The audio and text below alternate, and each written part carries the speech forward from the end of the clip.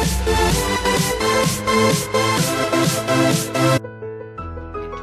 ยแล้วมันได้เงินเทหรือบ่นี่ก็สิมาเล่าให้ฟัง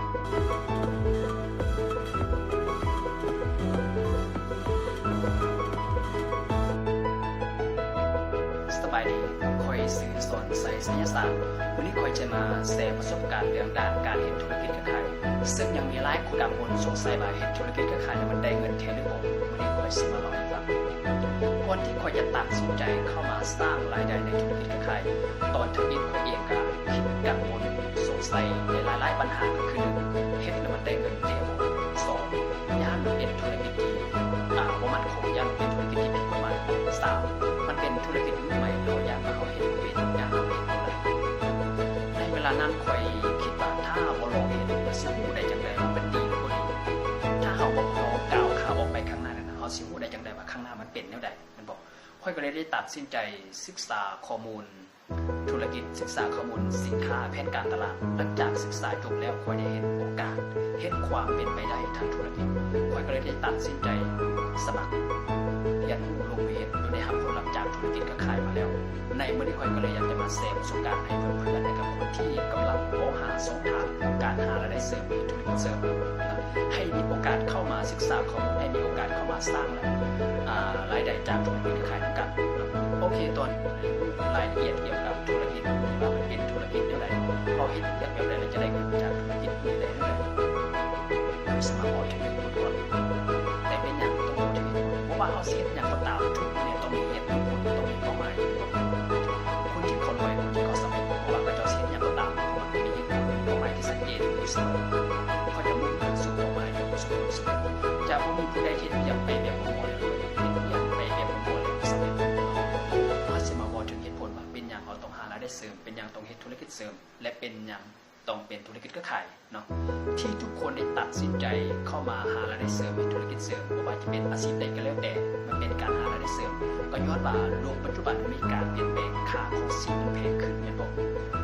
2รายรับเฮาน้อยรายจ่ายเท่าไหร่หรือว่าอีกอย่างนึงว่ารายรับเฮาคงที่แต่รายจ่ายเฮาคงที่ก็สิยกตัวอย่างเงินเดือนพนักงานประจำเดือน1.5 ล้านเฮาเฮ็ดมาได้7 ปี8 ปีก็ปี10 ปีเฮาบ่ได้รับแต่1.5 ล้านแต่ว่าค่าใช้จ่ายของเราเนี่ยมันคงที่บ่ค่าน้ำค่าไฟค่าอาหารการกินค่ายาบำรุงอย่างต่างๆมันคงที่บ่ค่าของชีพมันแพงขึ้นทุกเดือนทุกปีแต่ว่ารายรับของเราเนี่ยเงินเดือนของเราเนี่ยมันก็ขึ้นทุกเดือนทุกปีบ่อันนี้แหละเป็นจุดที่ทุกคนต้องคิดว่าต้องเฮ็ดได้พอเฮ็ดอย่างมาหลายปีแทนที่เราจะมีเงินใช้จ่ายสบายแทนที่เราจะมีรถใหญ่ที่แทนที่เราจะมีเงินฝากธนาคารแต่เข้ามาถึงมื้อนี้นะมันมีเงินเป็นมันเป็นอย่าง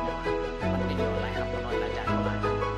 เฮาเฮ็ดจากมาหลายปีอยากมีเงินอยากมีรถอยากได้เงินอยากได้รถก็ต้องใช้เงินบ่รถใหญ่2-3 ล้านสิได้บ่ราคาเป็น100-200 ล้านแต่เฮามาเบิ่งรายรับของเฮาแค่เดือน1 ล้านปลายล้านกี่มันสิบ่ยังไปรวยมันสิเอาหยังไปสำเร็จแม่นบ่ค่อยว่าจังซี่ก็บ่ได้หมายความว่าเป็นพนักงานประจำมันบ่ดีมันก็ดีคือกันในเมื่อเรียบเทียบเฮ็ดทุกมื้อนี้นะรายรับมันพอกับรายจ่ายเฮาก็ต้องสอหารายได้เพิ่มต้องสอหาธุรกิจเพิ่มแม่นบ่บ่ได้จะพอเนาะพอมีรายรับน้อยอย่าเฝ้าสอหาวิธีประหยัดแต่จงสอหาวิธีหาเงินเพิ่มพอมีรายรับน้อยเราจะประหยัดสุดเสียประหยัดมันก็บ่มีทางให้เรารวยได้แม่นบ่จะมีบางคนคิดอยากจะเปลี่ยนแปลงตัวเองคิดอยากจะหารายได้เสริมคิดอยากจะเฮ็ดธุรกิจเสริมแต่ก็บ่ว่าสิเฮ็ดหยังแต่ก็บ่สิเริ่มต้นได้นี่ก็สิมาแนะนำให้ลองมาศึกษาข้อมูลทางธุรกิจเครือข่ายลองมาสร้างรายได้ในธุรกิจเครือข่ายเป็นอย่างต้องเป็นธุรกิจเครือข่ายเพราะว่าธุรกิจเครือข่ายเป็นธุรกิจที่เราใส่เงินลงทุนต่ำสุดบ่มีความเสี่ยงแต่เราสามารถสร้างรายได้แบบบ่ได้จำกัดบางคนได้ยินคำว่าเครือข่ายมันจะปฏิเสธว่าค่อยบ่มักธุรกิจเครือข่ายเป็นธุรกิจขายของธุรกิจเครือข่ายเป็นธุรกิจส่วนคน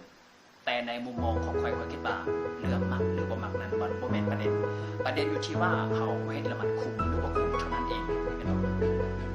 เรียกที่เฮาบ่มักแต่คนอื่นเขาเฮ็ดแล้วเขารวยเรียกที่เฮาบ่มักคนอื่นเฮ็ดแล้วเขาสำเร็จเรียกที่เฮามักนะเฮาเฮ็ดมา7 ปี8 ปีก็มี10 ปีมันบ่มีหยังดีขึ้นเฮาสิมักไปเพื่อหยังแม่นบ่ระหว่างรวยกับจนคันสิให้หลายคนเลือกหลายคนเลือกรวยแต่ถ้าจะบอกวิธีเฮ็ดแล้วรวยกับบอกวิธีเฮ็ดแล้วจนหลายคนจะกลับมาเฮ็ดวิธีเฮ็ดแล้วจนแล้วมันเป็นเพราะหยังล่ะมันเป็นอยู่หลายคนยังยึดติดกับความคิดเดิมๆเป็นคนที่บ่โอกาสเปลี่ยนแปลงตัวเองเป็นคนที่บ่มักเรียนรู้บ่มักพัฒนาตัวเอง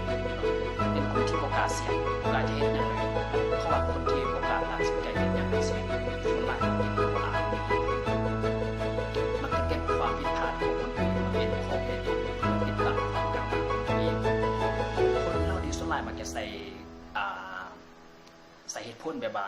ค่อยเฮ็ดบ่ได้ดอกมันยาก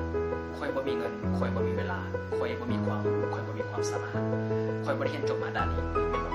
คำเว้าล้อนี่เนี่ยเป็นคำเว้าที่เฮ็ดให้ชีวิตของเราไปบ่ฮอดไสค่อยเคยได้ยินคำเว้าคำหนึ่งจากนักธุรกิจเครือข่ายที่ประสบความสำเร็จเพิ่นว่าอย่าเอาไม้บรรทัดไปวัดเฮาเห็นคนอื่นล้มเหลวก็บ่ได้หมายความว่าคนทั้งโลกเขาเห็นแล้วเขาจะล้มเหลวเป็นบ่เขาล้มเหลวเขาอาจจะสำเร็จเขาพ่ายแพ้เขาอาจจะชนะเขาเห็นแล้วเขาจนเขาอาจจะรวยเป็นบ่ดังคำเว้าของทางของที่มุสลิมเขาบอกว่า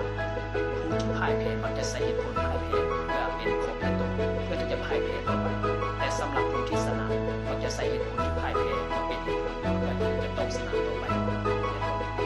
เฮาเห็นคนอื่นสำเร็จเห็นคนอื่นรวยส่วนใหญ่มันจะตีความหมายว่าที่เขาสำเร็จที่เขารวยนะครับเพราะว่าเขาเป็นคนที่โชคดีเขาเป็นคนที่มีโอกาสเขาเป็นคนที่เรียนสูงมีความสามารถแต่ความจริงมันบ่แม่นมันอยู่ที่การที่เฮากล้าตัดสินใจเปลี่ยนแปลงตัวเองกล้าตัดสินใจเฮ็ดสิ่งใหม่ๆกล้าตัดสินใจลงมือเฮ็ดสร้างความสำเร็จขึ้นมาต่างหากเป็นบ่เฮาบ่สามารถที่จะเป็นคนที่เก่งที่สุดในโลกได้ถ้าเฮาต้องการที่จะเป็นมันอยู่ที่การเปลี่ยนแปลงมันอยู่ที่การเรียนรู้มันอยู่ที่การฝึกฝนเป็นบ่ค่อยเชื่อว่าทุกคนที่อ่านเป็นเขียนได้ล้วนแล้วแต่ได้เข้าโรงเรียนล้วนแล้วแต่ได้ฝึกได้สอบมาจากโรงเรียนทั้งนั้นจะบ่มีผู้ใดที่จะเกิดมาโดยบ่ได้เข้าโรงเรียนโดยบ่ได้ฝึกบ่ได้สอบและอ่านเป็นเขียนได้แล้วรวยแล้วสำเร็จมันบ่มีดอกเป็นบ่หลายคนมักจะบอกว่าข้อยอยากรวยแต่บ่กล้าตัดสินใจเฮ็ด